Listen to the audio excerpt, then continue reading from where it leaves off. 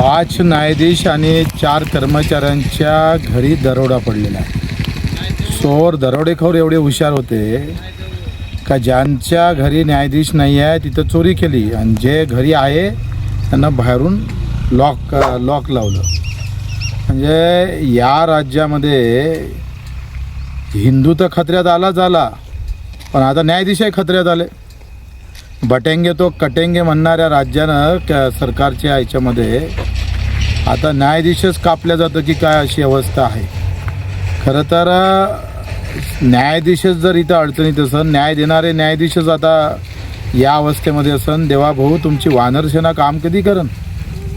कशा पद्धतीनं याला आडखटी आणणार? म्हणजे हे स्पष्ट केलं का नाही तुम्ही?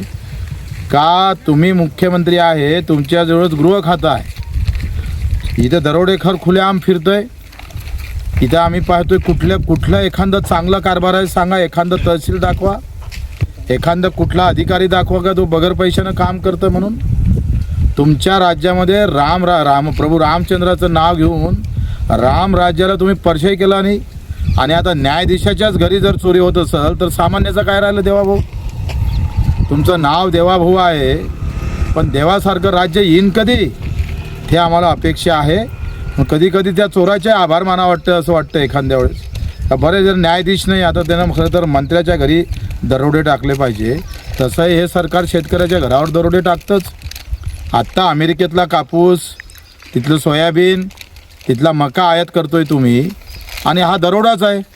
न्यायाधीशातला दरोडा टाकला ते बातमी होऊ शकते पण रोज शेतकऱ्यावर दरोडा पडतं त्याचं काय?